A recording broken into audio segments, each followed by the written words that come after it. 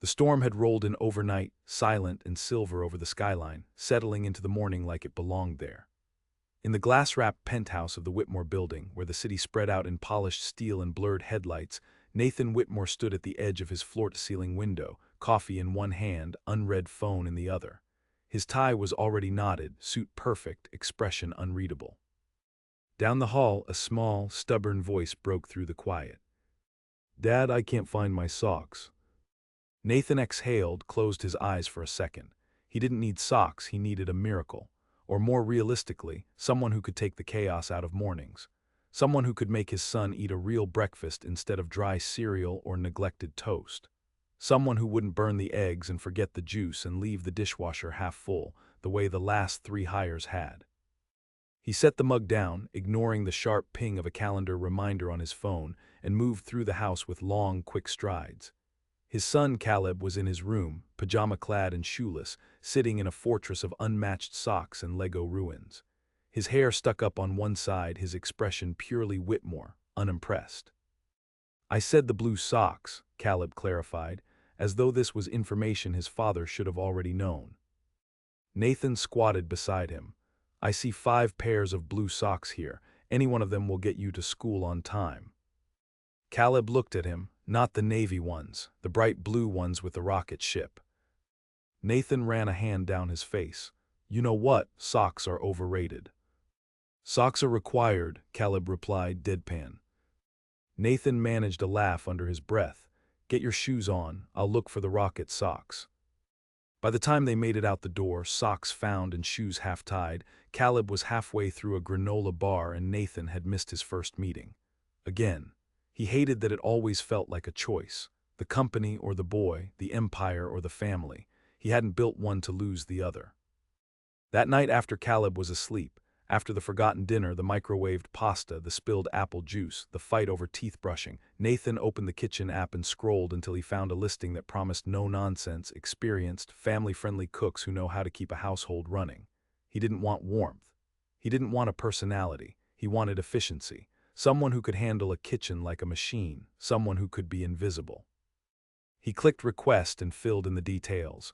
Early mornings, school lunches, dinners that didn't come in cardboard boxes, start immediately, no drama.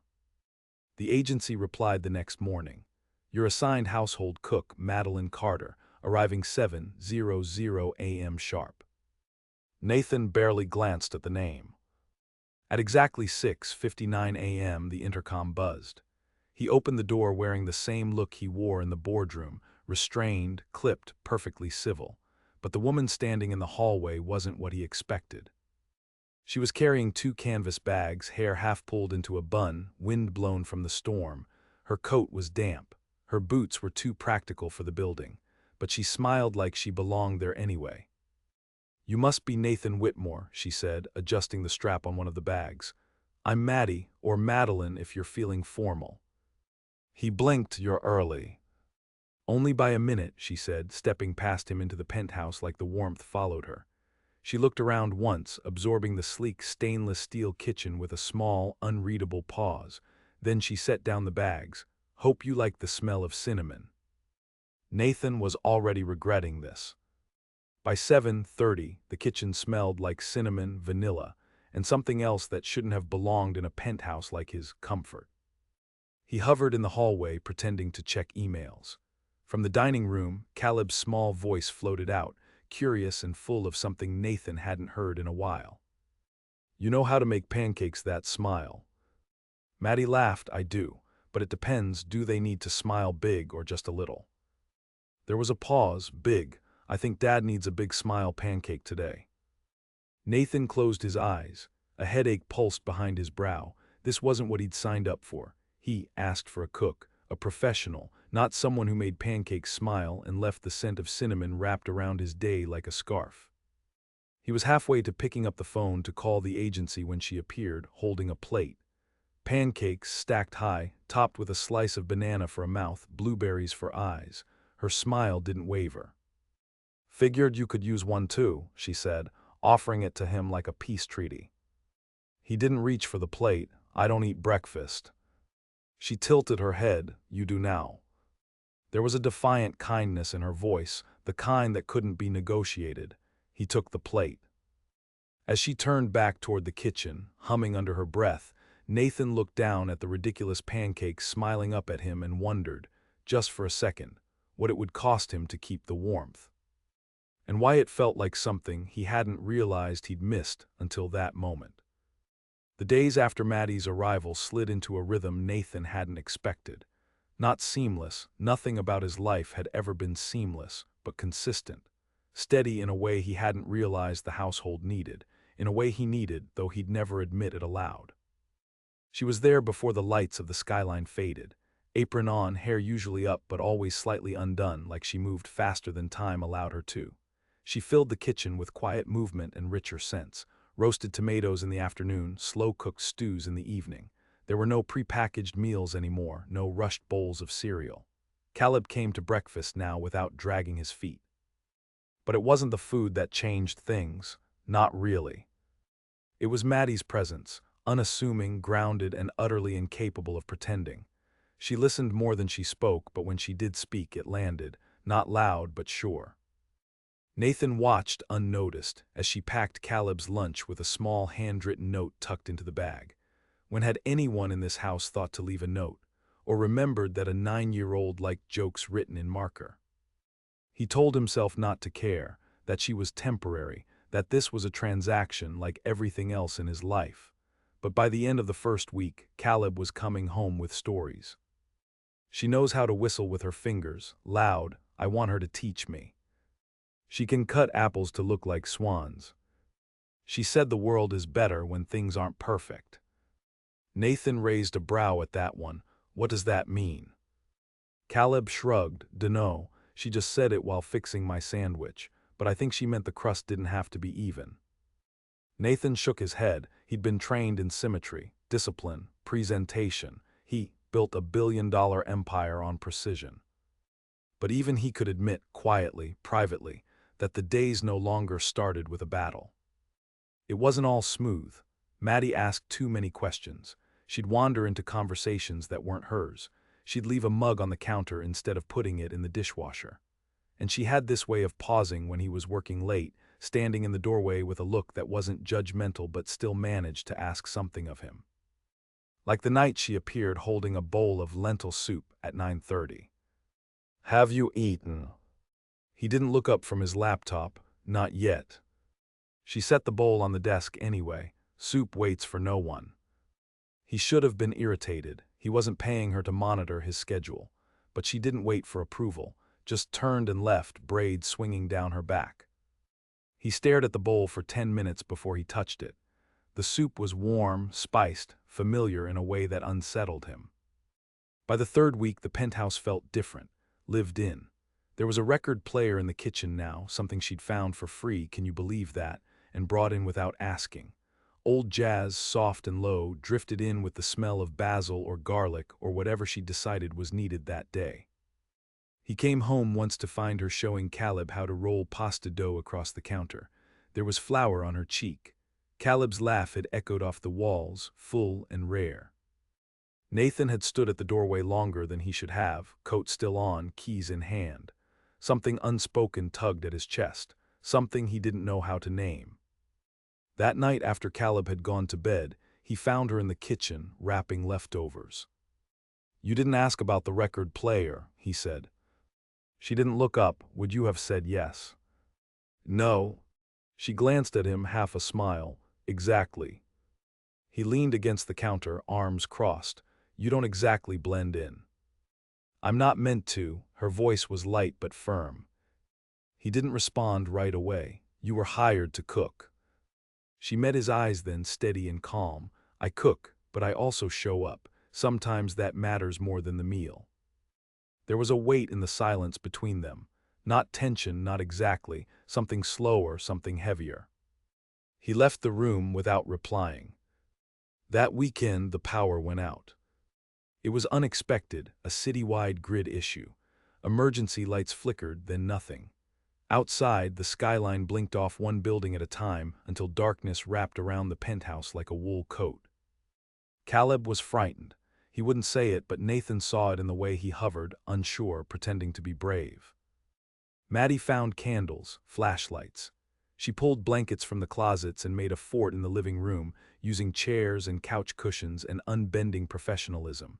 She brought out marshmallows and chocolate from the pantry like it was all part of the plan. Nathan watched her work, unsure where he fit into the scene. "Come sit," she said eventually, nodding at the spot next to Caleb in the blanket fort. "I don't. You look like someone who hasn't sat in a fort in 20 years. That's too long." So he sat awkwardly at first, but Caleb leaned into him. The flashlight flickered between them. Maddie handed him a marshmallow. "You don't have to know how to do everything," she said softly, watching the candle flicker. "Sometimes showing up is enough." He looked at her then, something in his expression unguarded. "I'm not sure that's true, not for people like me." She smiled faintly. "Then maybe you've been measuring the wrong things." They didn't speak again for a while. The wind outside pushed against the windows. The city stayed dark, but inside the blanket fort, wrapped in mismatched warmth and flickering light, something fragile and wordless passed between them. And for the first time in months, Nathan let his guard fall, just a little. He didn't notice it then, but Caleb did. And so did Maddie. The city resumed its rhythm within a day, but inside the penthouse something had shifted, not in big declarations or obvious changes. Nathan still wore his tailored suits, still left before the sun crested the skyline, still kept his phone in his hand during breakfast, eyes flicking to it every 30 seconds. But some mornings, when Maddie handed him a cup of coffee without asking how he liked it, he didn't correct her. And when Caleb wanted to walk to school instead of being driven, Nathan let him, so long as Maddie went along. He told himself it was practical, she knew the route, she was trustworthy, that was all. What he didn't say, even to himself, was that he liked the sound of Caleb talking on the way out the door. He liked that someone knew how to respond to his son's endless questions about street names and cloud shapes and the best kind of peanut butter for sandwiches, that she never shushed him, never rushed him. He liked the lightness Maddie carried, even when her eyes were tired. At work, Nathan's assistant started booking meetings a half hour later in the mornings. "Thought you might want more time with Caleb before school," she said once, like it wasn't a big deal. He didn't remember mentioning anything, but maybe something had changed in his voice. Or maybe she'd noticed what others hadn't, that Nathan Whitmore was no longer quite so untouchable. At home, Maddie started spending more time in the small sunroom, an oddly neglected space with a single chair and wide windows. She brought in a plant, then two, a lemon tree in a pot. "They won't last through winter," she said, shrugging, "but that's not a reason not to try." Nathan found himself pausing there after long days, not talking, just leaning in the doorway watching her read while something simmered in the kitchen. He didn't know how to categorize her. She wasn't just the cook. She wasn't a friend, not exactly. She wasn't family. But she fit, and that was the problem. Because fitting suggested permanence. And Nathan didn't let things stay. It came to a head on a Friday afternoon, when Caleb came home from school with an invitation clenched in his fist. "A parent lunch," he said, breathless. "On Thursday at school, can you come?" Nathan hesitated. His calendar was stacked: board meetings, a quarterly call with international investors, a client dinner that had taken 6 weeks to arrange.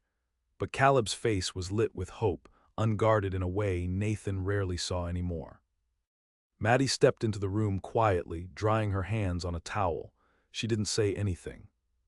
But the silence made Nathan feel like he'd already failed. "I'll try," he said, voice even. Caleb's smile faltered just a little. "Okay." Later that evening, Maddie was quiet in the kitchen. He watched her knead dough at the counter, the sleeves of her sweater pushed to her elbows, fingers dusted with flour. "Say it," he said finally, leaning against the doorframe. "Whatever it is." She looked up. "You already know what I'd say. That I should cancel my life to attend a school lunch." Her expression didn't shift. "No, that if Caleb is asking you for something, it's probably not lunch he's really after." Nathan's jaw tensed. "I'm doing my best." "I believe you," she said softly, "but sometimes our best isn't what they need." That landed harder than she meant it to, or maybe exactly as she meant. He turned and walked out. For 2 days he left early and came home late. Maddie didn't pry. Caleb didn't ask about the lunch again.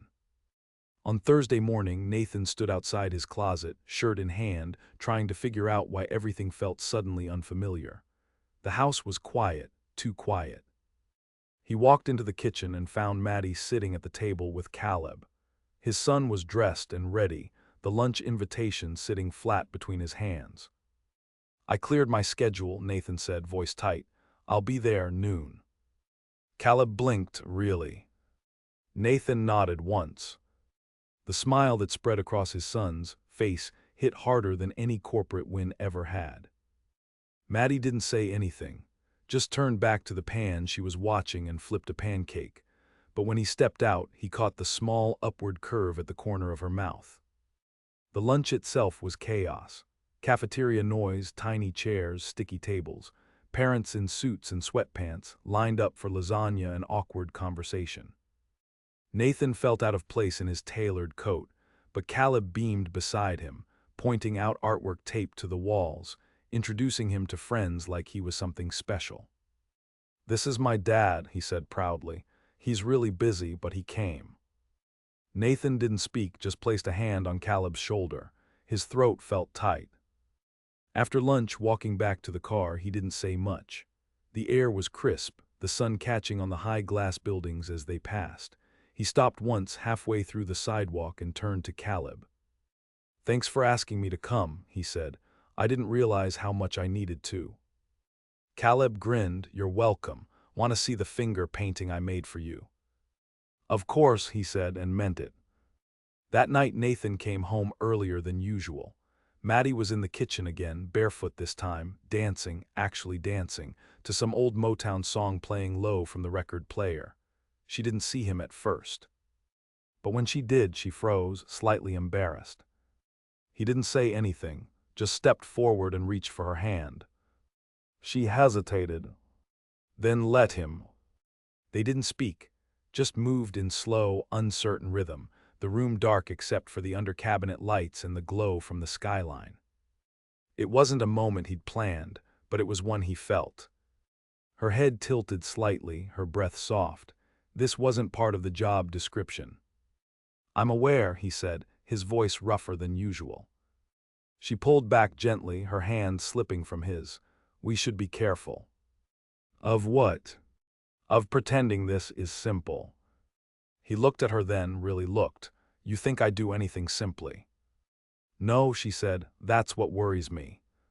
She turned back to the stove just like that, quiet again, focused, like she hadn't just reached into his chest and rearranged everything he thought he'd put in order. Nathan stood there a long time. And for the first time in years, he didn't have a plan. Autumn deepened, bringing with it that unmistakable shift in the air, the kind that made the mornings crisper and the nights quieter. Leaves skittered across the Whitmore Building's rooftop terrace, where Nathan sometimes stood late at night, coffee cooling in his hands, the city blinking below. He hadn't realized how often Maddie's presence filled his thoughts until she wasn't around for 2 mornings in a row. She left a note, "Caleb knows how to scramble eggs now, let him show you. Back by dinner, no explanation, no call." It shouldn't have bothered him. She wasn't his employee in the traditional sense, and she certainly wasn't his partner. She was Maddie. Present, intuitive, annoyingly unshakable. And now she was gone without warning, and it unsettled him in ways he didn't care to analyze. Caleb didn't seem worried.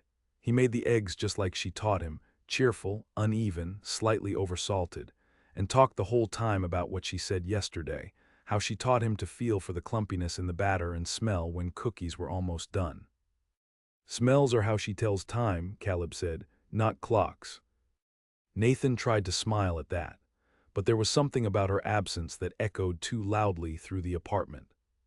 She came back just before dinner, hair windswept, cheeks flushed, holding a bag of groceries and a folded paper in her coat pocket.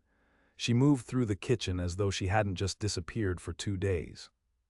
"You were gone," Nathan said finally. "I needed air," she replied without looking up. "That's not an answer." She turned to face him. "I went upstate just for a bit. I do that sometimes when the world feels heavy." You didn't say anything. You wouldn't have understood. He studied her, arms crossed. Try me. She hesitated, then pulled the folded paper from her coat. This is the deed to my grandmother's old house. I inherited it 3 years ago. It's been sitting there since. Empty. He looked at the faded edges of the paper. And now? I thought maybe it's time to go back, fix it up, do something with it. His chest tightened. You're leaving.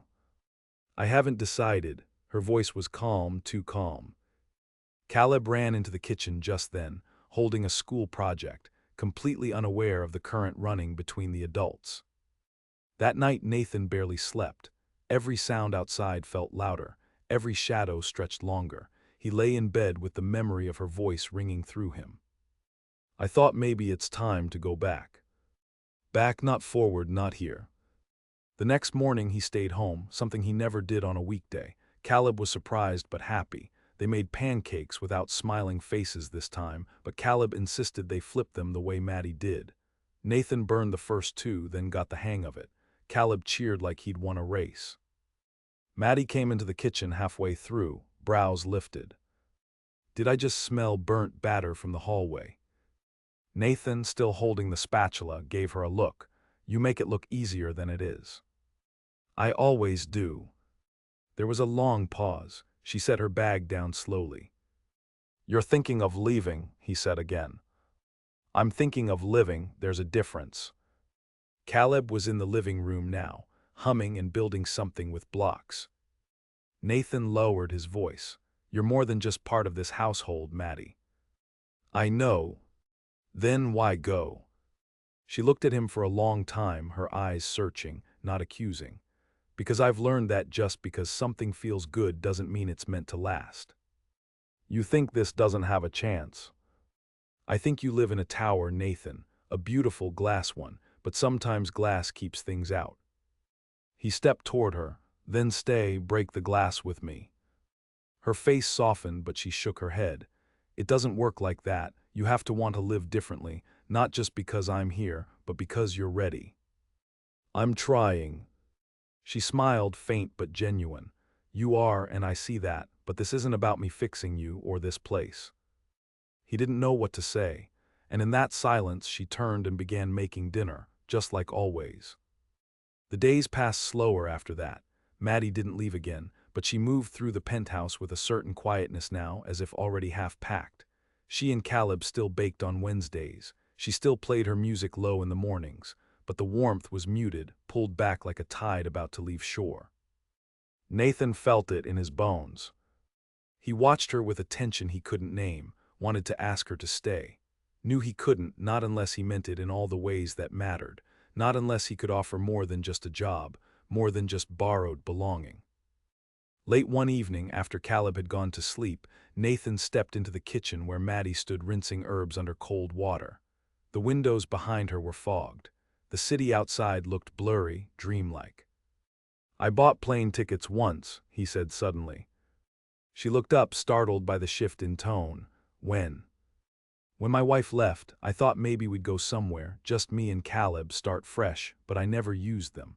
I kept thinking I'd get control of things here first, that I'd fix what was broken. Her hands stilled under the water. I didn't realize until you came how much of life I'd put on pause. She dried her hands slowly. You didn't need me to fix anything, you just needed to let something in. He nodded. I don't want to go back to the way it was. I don't think you can.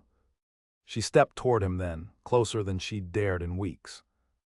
But if you ever came to visit that house, she said, her voice low, I wouldn't stop you from knocking on the door. Then she kissed him, softly. No pressure, no weight, just enough to say I see you. And then she stepped back.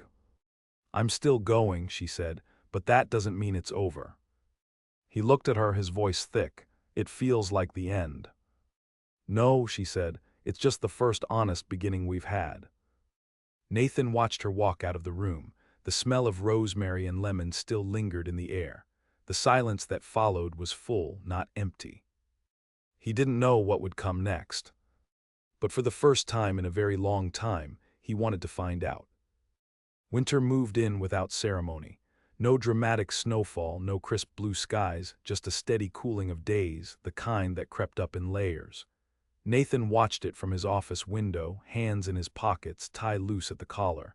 It had been 3 weeks since Maddie left. She hadn't disappeared. She texted once to let him know the plumbing in the house had been worse than expected, that she'd been living out of 2 rooms with a space heater and a half-working oven. Caleb had received a postcard a few days later, complete with a scribbled drawing of a crooked barn and the words "Kitchen's a disaster, but the sky is enormous." Nathan had read it after his son went to bed, thumb brushing over her handwriting. He hadn't told Caleb the whole truth when Maddie left, just that she was fixing up an old place of her own. Caleb had asked once if she was coming back. Nathan had said he didn't know. And somehow, that answer had settled between them like a truth neither of them wanted to test too hard. But Nathan felt her absence everywhere.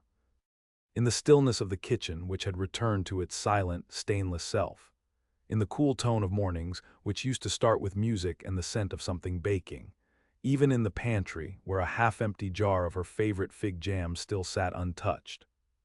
He still made Caleb's lunches, burned a few, got better at it. Some days Caleb helped, most days they figured it out. There were other changes, too. Nathan started leaving work earlier, not because anyone asked him to, but because he realized the view from the office window looked the same every day, no matter how much he earned. At home, he and Caleb had started building something together, a model train that took up an entire corner of the sunroom. Maddie would have loved it. And yet he waited, not for her to return exactly, but for the right time to stop standing still. It came unexpectedly on a Sunday morning in late January. Caleb sat at the kitchen island, flipping through a weathered cookbook Maddie had left behind. "She marked this one," he said, tapping a page with a faded sticky note.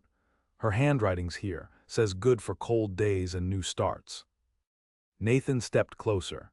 It was a recipe for something simple, potato soup with rosemary, but she'd drawn a small star beside it. Caleb looked up. "We should make it, you and me."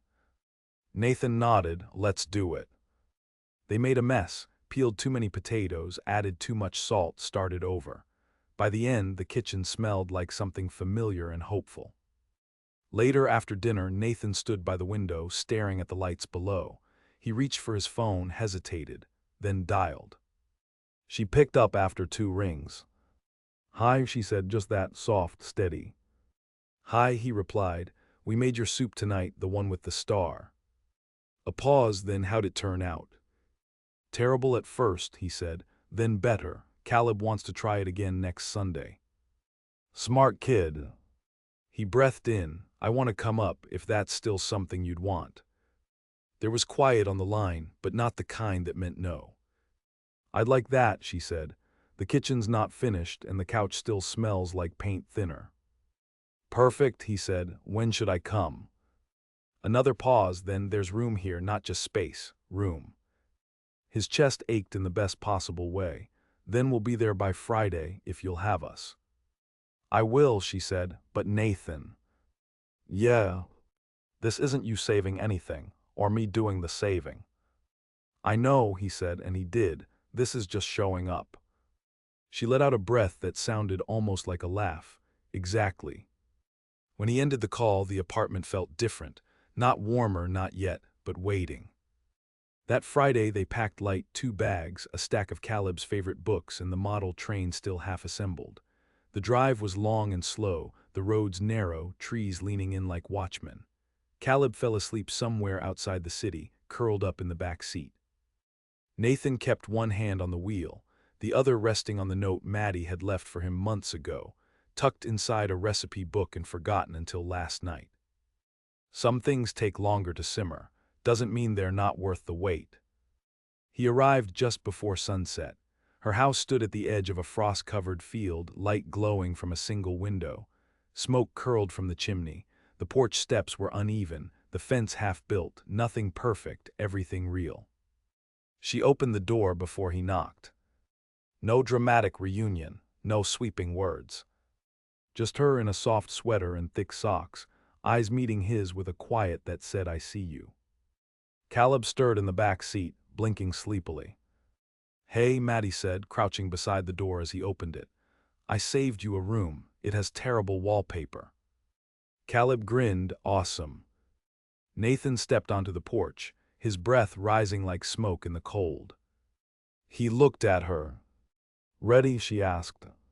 He didn't answer, just reached for her hand and held it. And for the first time in years, Nathan Whitmore stepped fully into a life that felt like his own. Warmth at last had come home. And this time he let it stay. Forever or just for now, it didn't matter. He'd finally learned the difference between having a home and being in one.